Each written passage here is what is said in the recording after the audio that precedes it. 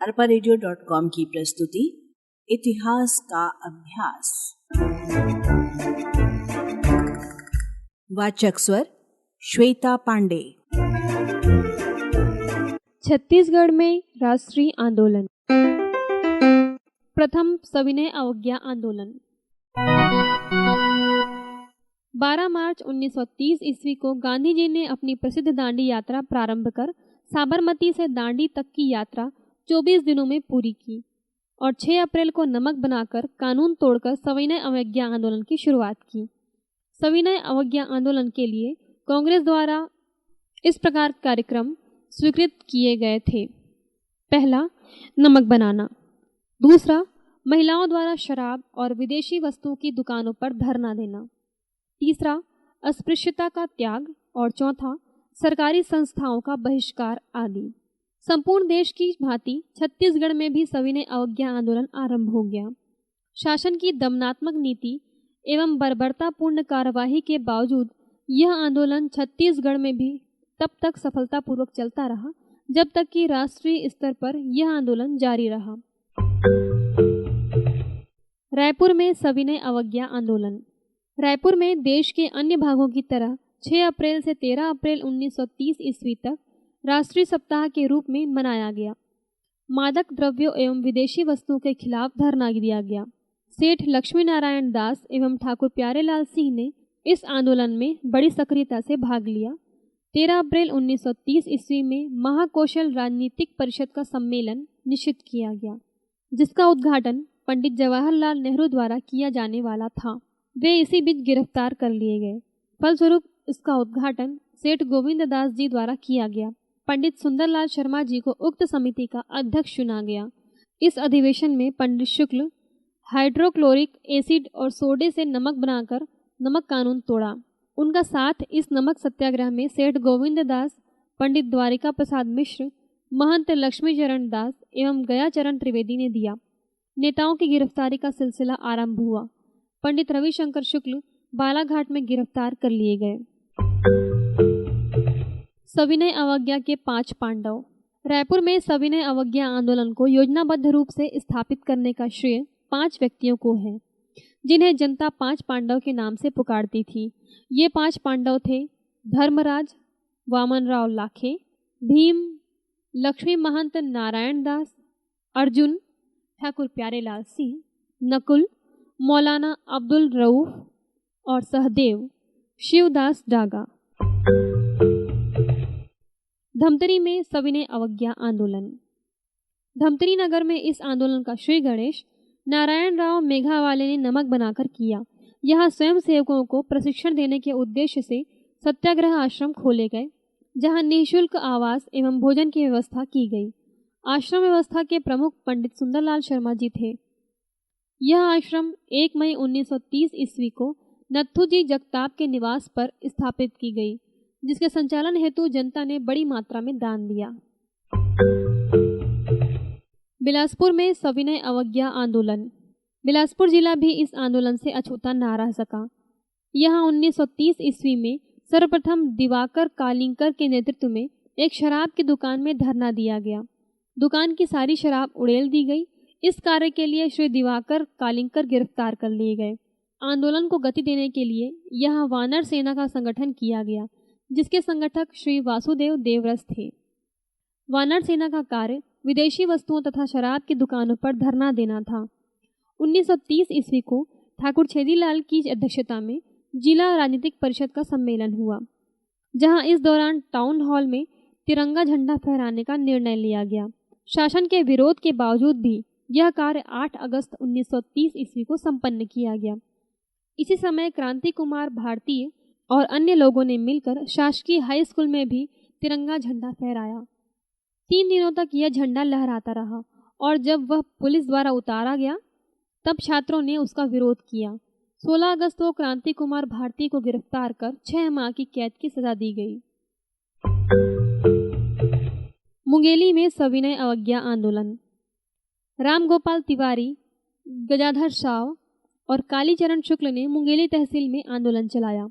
यहाँ कालीचरण शुक्ल एवं राम गोपाल तिवारी ने नाले के पानी एवं मिट्टी से बाजार में नमक बनाकर नमक कानून तोड़ा, जिसकी नीलामी पर गंगाधर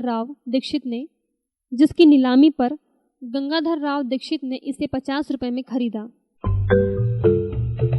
दुर्ग जिले में सविनय अवज्ञा आंदोलन चलाने वाले प्रमुख लोगों में नरसिंह प्रसाद अग्रवाल, राम प्रसाद देशमुख, Y.V. तामस्कर और श्री रत्नाकर झा आदि थे।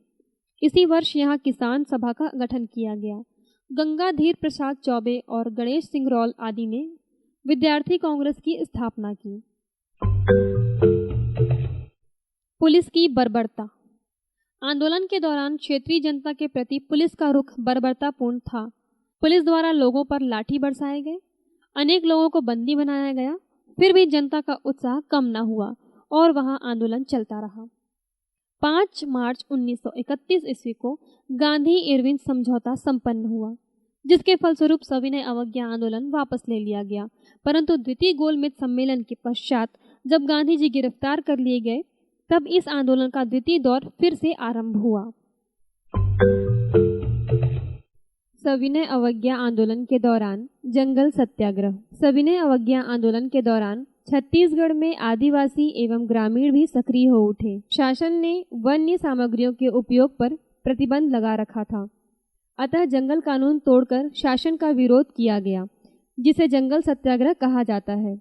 रायपुर जिले में सत्याग्रह मुख्यतः धमतरी एवं महासमुंद के तहसीलों में केंद्रित थे। शासन ने 1927 ईस्वी के वन अधिनियम के अंतर्गत सत्याग्रहियों पर व्यापक कार्यवाही की। विभिन्न जंगल सत्याग्रहों का संक्षिप्त विवरण इस प्रकार है। गट्टा सिल्ली का जंगल सत्याग्रह 1930 ईस्वी। गट्टा सिल्ली गांव के लगभग 500 पशुओं को रक्षित वन की घास चरने के आरोप में काजी हाउस में बंद कर दिया गया, जिनको छुड़वाने के अनेक प्रयास विफल हो गए। फलतः श्री मेघावाले और श्री नथुजी जगताप आदि ने वहां जाकर सत्याग्रह आरंभ कर दिया। सत्याग्रहियों ने पशुओं को छोड़ देने का निवेदन किया, परंतु शासन ने कोई ध्यान नहीं दिया। अंत में वे काजी हाउस के दरवाजे पर सोकर व्यवधान प्रस्तुत करने लगे, अतः उन्हें वहां से हटाने के लिए उन पर गर्म पानी फेंका गया, पर वे नहीं हटे। उन्होंने सरकार के अत्याचार को धैर्यपूर्वक सहन कर दिया। अंततः सरकार उन पशुओं को छोड़ने के लिए विवश हुई। रुद्री नवागांव जंगल सत्याग्रह 1930 ईस्वी। 22 अगस्त 1930 ईस्वी को नवागांव के समीप आरक्षित वन की घास काटकर जंगल कानून के उल्लंघन का निश्चय किया गया। इसका नेतृत्व नारायण राव मेघावाले और श्री नथुजी जगताप करने वाले थे, पर उन्हें गिरफ्तार कर लिया गया और उस संपूर्ण क्षेत्र पर 144 धारा लगा दी गई। 19 सितंबर को लोगों की भीड़ रुद्री पहुंची, जिसे तितर बितर करने के लिए पुलिस ने लाठी चालन किया। इसके कारण भगदड़ मच गई और बड़ी संख्या में लोग घायल हुए। 16 दिसंबर के पुनः सत्याग्रह के परिप्रेक्ष्य में लगभग 5000 लोग एकत्रित हुए। पुलिस ने भीड़ को हटाने के लिए पुनः लाठी चालन किया। इस दौरान एक पुलिसकर्मी को चोट लग गई, जिसे आधार बनाकर भीड़ पर गोली चलाई गई, जिससे सिंधु कम्हार नामक व्यक्ति मारा गया और अनेक लोग घायल हुए। घायलों में रलू नामक व्यक्ति की बाद में मृत्यु हो गई। इस आंदोलन के सिलसिले में जनसाधारण को भी यातनाएं दी गई। इन अत्याचारों के बावजूद सत्याग्रहियों का उत्साह भंग नहीं हुआ और वे आंदोलन को उस समय तक चलाते रहे जब तक गांधी इरविन समझौता संपन्न न हो गया। महासमुंद का सत्याग्रह 1930 ईस्वी। श्री शंकर राव गनोदवाले के नेतृत्व में महासमुंद में जंगल सत्याग्रह आरंभ हुआ। इसके कारण 9 सितंबर 1930 ईस्वी को श्री शंकर राव और श्री यतियतन लाल जी को गिरफ्तार कर लिया गया। इस आंदोलन के सिलसिले में लोगों की भीड़ ने तमोरा ग्राम से जंगल की ओर प्रस्थान किया। रेंजर की चेतावनी के बावजूद भी भीड़ आगे बढ़ने लगी। फलस्वरूप बड़ी संख्या में लोग गिरफ्तार कर लिए गए। सत्याग्रही प्रतिदिन जंगल में घास काटकर नियमों की अवहेलना करते रहे। उधर सरकार उन्हें रोकने का प्रयास करती रही। तमोरा ग्राम के आसपास 144 धारा लागू कर दी गई। इसके बावजूद सत्याग्रह जारी रहा। एक दिन 10,000 लोगों की भीड़ एकत्रित हुई, जिसमें जंगल प्रवेश को रोकने के लिए बंदूकधारी तैनात किए गए। प्रतिदिन की तरह एक दिन सत्याग्रहियों का जत्था, जिसका नेतृत्व किशोर बालिका दयावती कर रही थी, आरक्षित वन की ओर अग्रसर हुआ, किंतु उसे तत्कालीन अनुविभागीय अधिकारी MP दुबे ने प्रवेश से रोका। इस पर वीर बालिका ने उसे तमाचा मार दिया। इससे वातावरण में सन्नाटा छा गया। इस घटना को आधार बनाकर गोली चालन किया जा सकता था, किंतु वहां उपस्थित मालगुजार ने स्थिति को कुशलतापूर्वक संभाल लिया। इसी तरह के जंगल सत्याग्रह लभरा में 1930 ईस्वी में, मोहबना बिलासपुर जिले में स्थित सीपत के समीप पोंडी गांव में 1930 ईस्वी में, कोरबा जिले के कटघोरा तहसील में बांधाखार में 1930 ईस्वी में, रायगढ़ जिले के सारंगगढ़ में 1930 ईस्वी में जंगल सत्याग्रह हुए और जंगल कानूनों का उल्लंघन किया गया। सविनय अवज्ञा आंदोलन का द्वितीय चरण। गांधी जी ने दोबारा सविनय अवज्ञा आरंभ करने की घोषणा 3 जनवरी 1932 ईस्वी को की। दूसरे दिन ही गांधी जी, सरदार पटेल समेत लगभग 3000 लोगों को जेल में भर दिया गया। समूचा राष्ट्र पूर्ववत आंदोलित हो उठा। छत्तीसगढ़ भी इसके लिए तैयार ही था। शासन ने सुरक्षात्मक दृष्टि से यहाँ दमनात्मक कार्यवाहियां आरंभ कर दी। 10 जनवरी 1932 ईस्वी को ठाकुर प्यारेलाल सिंह ने छत्तीसगढ़ की जनता को दमनात्मक कार्यवाहियों का दृढ़ता से मुकाबला करने को आह्वान किया। 14 जनवरी 1932 ईस्वी को जिला कांग्रेस कमेटी रायपुर में पंडित रविशंकर शुक्ल को छत्तीसगढ़ में द्वितीय सविनय अवज्ञा आंदोलन का प्रथम कार्यवाहक नियुक्त किया। इन्होंने पूरे प्रदेश का दौरा कर संघर्ष समिति का निर्माण किया। 29 जनवरी को छत्तीसगढ़ में पेशावर दिवस मनाया गया, जो उत्तर पश्चिम सीमा प्रांत में शासन की बर्बरता के विरुद्ध आयोजित था। पेशावर दिवस के उपलक्ष्य में आयोजित सभा में शुक्ल जी ने उत्तेजनात्मक भाषण दिया, जिसके कारण वे गिरफ्तार कर लिए गए। इसी दिन श्री खूबचंद बघेल और श्री नंद कुमार दानी आदि भी गिरफ्तार कर लिए गए। इस समय शासन की कार्यवाहियों का विपरीत प्रभाव देखने को मिला। आंदोलन दिन प्रतिदिन तीव्र होता गया। सत्याग्रहियों ने व्यापारी कोका भाई की दुकान के समक्ष प्रतिदिन धरना देने का कार्यक्रम बना लिया, जो विदेशी वस्तुओं की बिक्री का बहुत बड़ा केंद्र था। धरने के अवसर पर 29 मार्च 1932 ईस्वी को गनोद वाले डॉक्टर त्रेतानाथ द्विवेदी, डॉक्टर त्रेतानाथ तिवारी और 4 महिलाएं मंटोरा बाई, भुटकी बाई, फुटेनिया बाई और कोजा बाई को अन्य सत्याग्रहियों के साथ गिरफ्तार कर लिया गया। पुलिस ने महिलाओं को घसीटा और उनके साथ अभद्र व्यवहार किया। बड़ी संख्या में बाहर से लोग सत्याग्रह करने रायपुर आए। रायपुर नगर में 144 धारा लागू कर दी गई। लोग गिरफ्तार किए जाने लगे। अनेक लोगों पर देशद्रोह का आरोप लगाया गया, पर सभाओं का आयोजन जारी रहा और 144 धारा का उल्लंघन होता रहा। उधर पुलिस अत्याचार भी जारी था। सारा गांव निवासी भरत तेली को बेहोश होते तक पीटा गया। क्रांति कुमार भारती, हर्षुल मिश्र और रामनंद दुबे आदि को गिरफ्तार किया गया। रायपुर में वानर सेना का बाल आंदोलन। रायपुर में भी वानर सेना का गठन किया गया। श्री बलीराम दुबे और श्री यतीन लाल जैन इस संगठन से संबंधित रहे। इसमें मुख्यतः स्कूल के छात्र ही शामिल होते थे। ब्राह्मणपारा वानर सेना की गतिविधियों का प्रमुख केंद्र था। वानर सेना का कार्य आंदोलन में सहयोग देना होता था। वे नेताओं के निर्देश पर कार्य करते थे। वे अनेक अवसरों पर पुलिस द्वारा पीटे जाते थे, फिर भी उत्साह एवं कार्य में किसी भी प्रकार की कमी नहीं आती थी। अनेक छात्र नेताओं को भी गिरफ्तार किया गया। धमतरी में आंदोलन। द्वितीय चरण के आंदोलन में धमतरी में भी विदेशी वस्तुओं की दुकानों पर धरना दिया गया। रुद्री नवा गांव के जंगल सत्याग्रह ने यहाँ के आंदोलन को और अधिक तीव्रतम बना दिया था। पुलिस ने यहाँ भी सत्याग्रहियों के साथ अत्याचार किए। बिलासपुर में आंदोलन।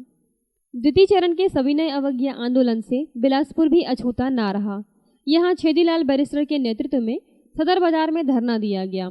धरने के नाम पर ही अवधराम सोनी, पंडित मुरलीधर मिश्र, कैलाश चंद्र श्रीवास्तव, कन्हैयालाल सोनी आदि को भी गिरफ्तार किया गया। दुर्ग जिले में आंदोलन। नरसिंह प्रसाद अग्रवाल को 12 फरवरी 1932 ईस्वी को उत्तेजना फैलाने के आरोप में गिरफ्तार कर लिया गया। 31 दिसंबर 1932 ईस्वी को घनश्याम सिंह गुप्ता को तिरंगा फहराने के आरोप में गिरफ्तार कर लिया गया। नरसिंह प्रसाद अग्रवाल, घनश्याम सिंह गुप्ता और वाई.वी. तामस्कर के वकालत करने के अधिकार को शासन ने रद्द कर दिया। इस प्रकार सविनय अवज्ञा आंदोलन के फलस्वरूप इस अंचल की समस्त जनता आंदोलित हो उठी। सरकार की दमनात्मक नीति के फलस्वरूप भी आंदोलन की तीव्रता में कमी नहीं आई थी।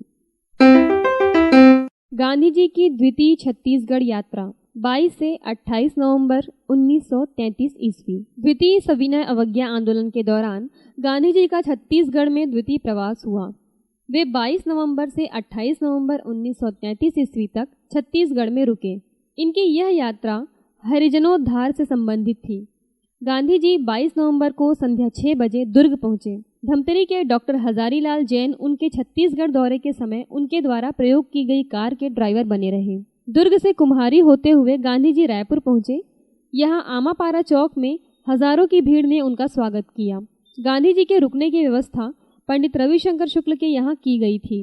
गांधी जी के साथ इस दौरे में कुमारी मीराबेन, जो उनकी अंग्रेजी शिष्या थी, ठक्कर बापा, इनके निजी सचिव महादेव देसाई एवं जमुनालाल बजाज की पुत्री थी। 23 नवंबर को गांधी जी ने वर्तमान रायपुर के मोती बाग में स्वदेशी प्रदर्शन का उद्घाटन किया। 24 नवंबर को वर्तमान सप्रे हाई स्कूल के मैदान में विशाल आम सभा को संबोधित किया। इसके बाद उन्होंने पंडित सुंदरलाल शर्मा द्वारा संचालित सतनामी आश्रम और अनाथालय का भी निरीक्षण किया। इसके बाद वर्तमान मौदहापारा में सभा कर हरिजनों को संबोधित किया। छत्तीसगढ़ में हरिजनोद्धार का कार्य पहले से ही चल रहा था। यह कार्य 1917 ईस्वी को पंडित सुंदरलाल शर्मा द्वारा आरंभ किया जा चुका था। इसे जानकर गांधी जी बहुत प्रसन्न हुए और उन्होंने शर्मा जी को अपना गुरु कहा। गांधी जी 25 नवंबर 1933 ईस्वी को रात्रि में बिलासपुर पहुंचे। बिलासपुर में उन्होंने कुंज बिहारी लाल अग्निहोत्री के निवास में भोजन और विश्राम किया। दूसरे दिन गांधी जी ने वर्तमान गांधी चौक में विशाल सभा को संबोधित किया। इसी के बाद इस सभा स्थल का नाम गांधी चौक पड़ा। वे धमतरी भी गए, जहां सतनामी मोहल्ले में उन्होंने भोजन किया।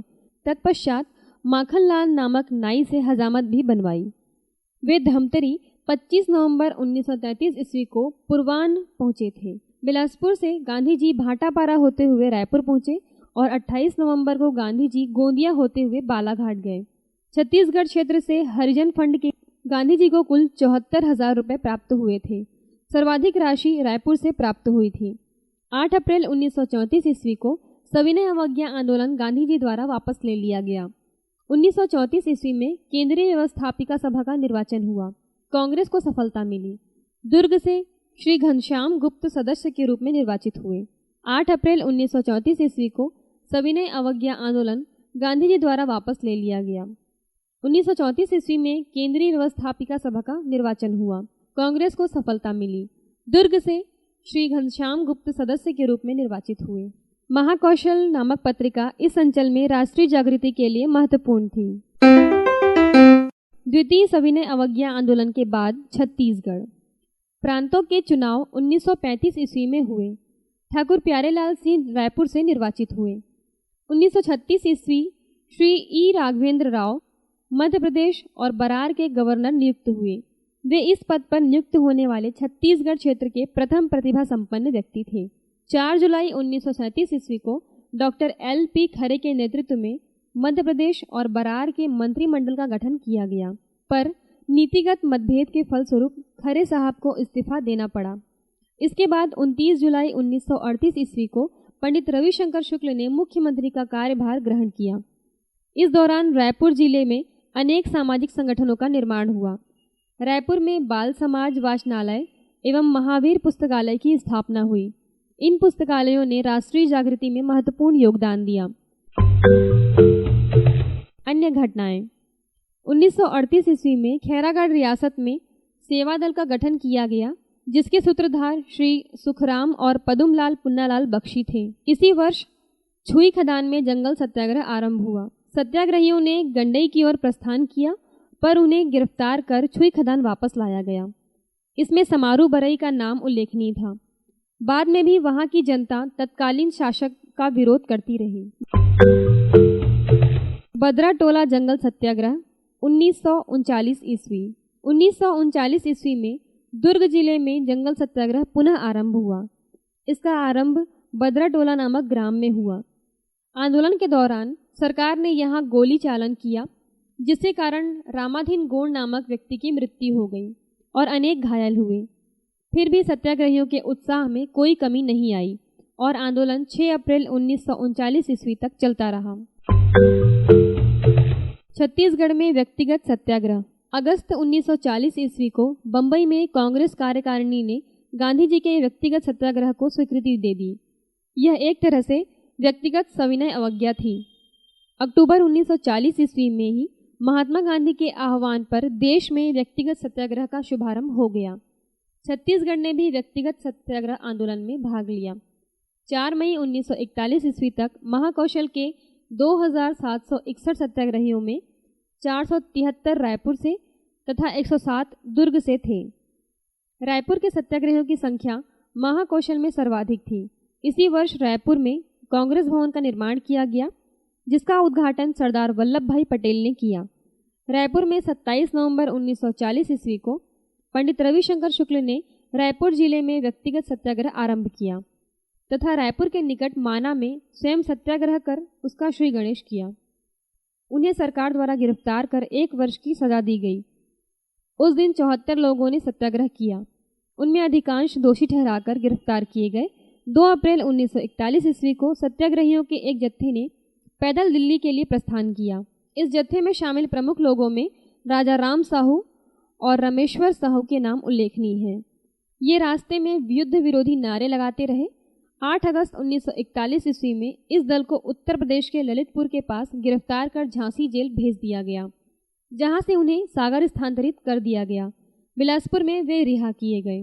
बिलासपुर में राम गोपाल तिवारी, ज्वाला प्रसाद मिश्र, यदुनंदन प्रसाद श्रीवास्तव, ठाकुर छेदीलाल, श्री चिंतामणि ओसवाल, पचकौड़ मुकुंद सिंह क्षत्रिय, डॉक्टर R.P. राय और किशन चंद्र कायस्थ प्रमुख थे। 27 अप्रैल 1941 ईस्वी को महात्मा गांधी के आह्वान पर लोगों ने दिल्ली की ओर कूच किया। सरकार ने सत्याग्रहियों को गिरफ्तार कर उन जिलों में भेजने का निश्चय किया जहां के वे मूल निवासी थे। दुर्ग में श्री घनश्याम सिंह गुप्त, महंत पसरुदास, श्री डोनगांवकर, श्री Y.V. ताम्बस्कर, श्री मोहनलाल बाकलीवाल, राम कुमार सिंगरौल आदि प्रमुख थे। आंदोलन से सरकार को झुकना पड़ा। दिसंबर 1941 ईस्वी में सभी गिरफ्तार व्यक्तियों को रिहा कर दिया गया। सरकार को युद्ध सलाहकार कौंसिल बनानी पड़ी। कांग्रेस ने सरकार को इस आधार पर सहयोग देना स्वीकार किया कि युद्ध की समाप्ति के बाद ब्रिटिश सरकार भारत को पूर्ण स्वतंत्रता प्रदान कर देगी। ऐसी स्थिति में देश के संवैधानिक संकट पर विचार करना आवश्यक हो गया। तत्कालीन गवर्नर जनरल लिन लिथगो को इस समस्या पर विचार करना था, अतः उन्होंने गांधी जी से विचार विमर्श करने का निश्चय किया। समस्या पर विचार करने के लिए अंग्रेजी सरकार ने स्टेफर्ड क्रिप्स को भारत भेजा, जिसे क्रिप्स मिशन का नाम दिया गया, किंतु यह योजना असफल रही। ऐसी स्थिति में 14 जुलाई 1942 ईस्वी में कांग्रेस की कार्यकारिणी ने यह निर्णय लिया कि अंग्रेजों को भारत छोड़कर तत्काल चले जाना चाहिए। क्रिप्स मिशन की असफलता में डॉक्टर E. राघवेंद्र राव का भी बहुत बड़ा योगदान था। उस समय वे वायसराय की काउंसिल में गृह रक्षा सदस्य थे। रायपुर षड्यंत्र का मामला। उस समय छत्तीसगढ़ अंचल में जागृति की एक लहर ने युवकों को चंद्रशेखर आजाद, वीर सावरकर के पद चिन्हों में चलने के लिए प्रेरित किया।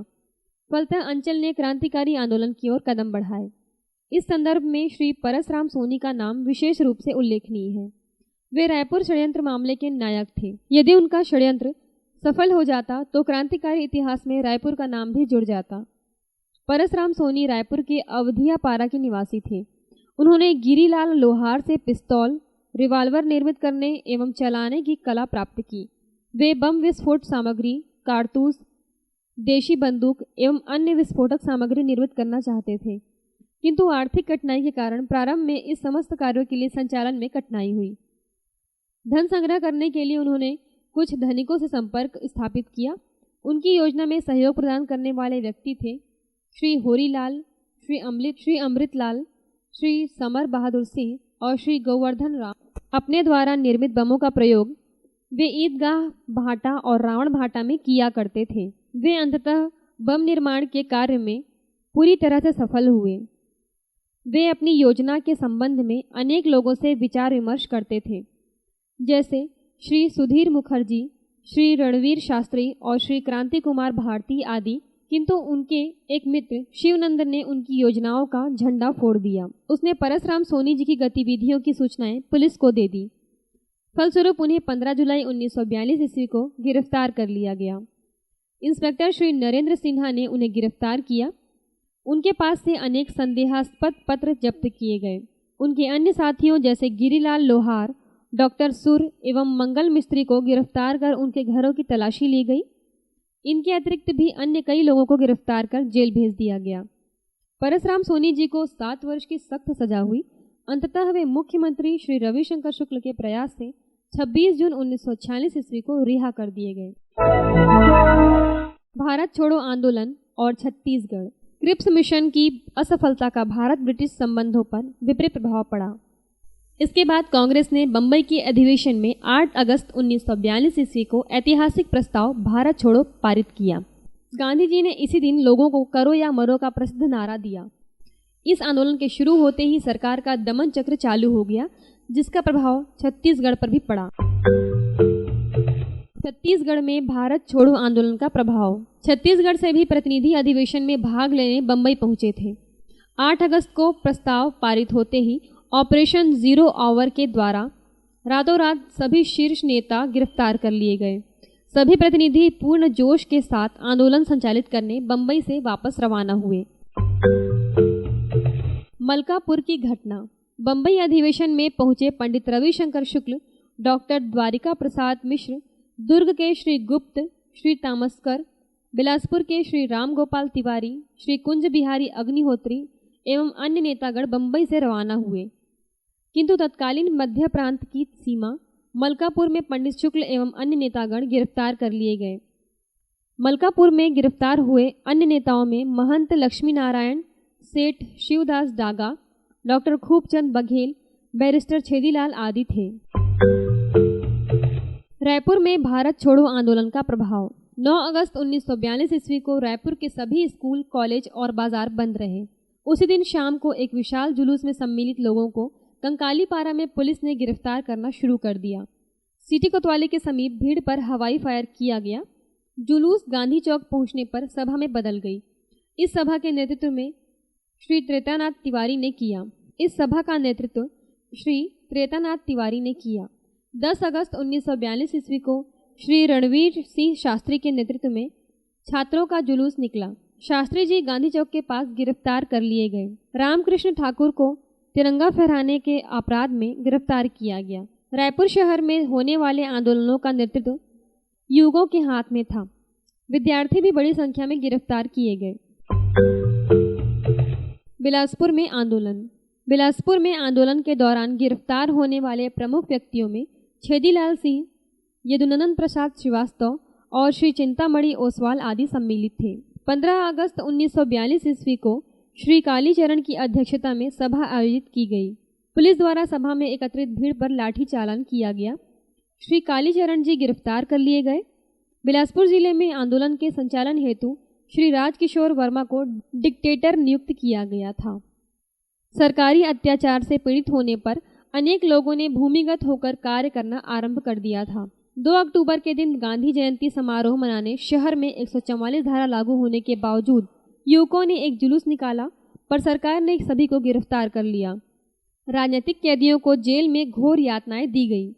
युवकों द्वारा प्रतिदिन जुलूस निकाला जाता और झंडा चढ़ाया जाता था। इस प्रकार सभाएं एवं गिरफ्तारियां रोज की घटनाएं थीं।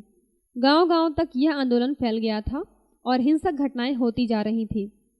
पुलिस भी पाशविक एवं अत्याचारी होते जा रही थी। दुर्ग जिले में आंदोलन एवं आगजनी। दुर्ग जिले की जनता करो या मरो के नारे से उद्वेलित हो चुकी थी। यहाँ युवकों द्वारा लेटर बॉक्स फेंक दिए गए और टेलीफोन के तार काट दिए गए। श्री रघुनंदन सिंगरौल अपने साथियों के साथ मिलकर दुर्ग जिला कचहरी में 28 अगस्त की रात को पहरेदारों को चकमा देकर कचहरी के एक भाग में आग लगा दी। संदेह के आधार पर पुलिस ने सिंगरौल को पकड़कर घोर यातनाएं दी। पुनः 5 सितंबर 1942 ईस्वी को श्री सिंगरौल ने अपने घर के निकट स्थित नगर पालिका भवन में जसवंत सिंह ठाकुर के सहयोग से आग लगा दी। दफ्तर पूरी तरह से जल गया। पुलिस ने इस कार्य के लिए श्री सिंगरौल को दोषी बनाते हुए पुनः पकड़ लिया तथा उन्हें जूतों एवं डंडों से बुरी तरह पीटा गया, परंतु उन्होंने भी बताने से इनकार कर दिया।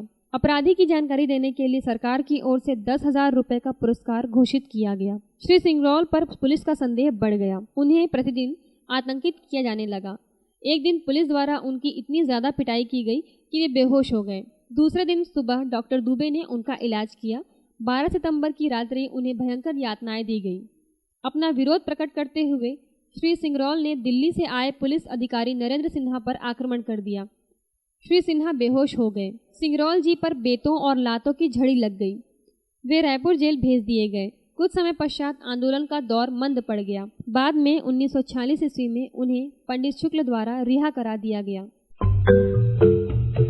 स्वतंत्रता प्राप्ति। वाइसराय लॉर्ड वॉवेल ने भारत के राजनीतिक संकट को दूर करने के लिए 1945 ईस्वी को एक नई योजना पेश की।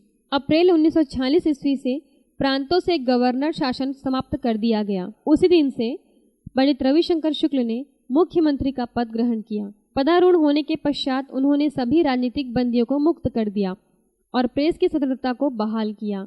लॉर्ड माउंटबेटन के काल में 15 अगस्त 1947 ईस्वी को भारत आज़ाद हुआ, लेकिन भारत को विभाजन की पीड़ा झेलनी पड़ी और एक नए राष्ट्र पाकिस्तान का भी निर्माण हुआ।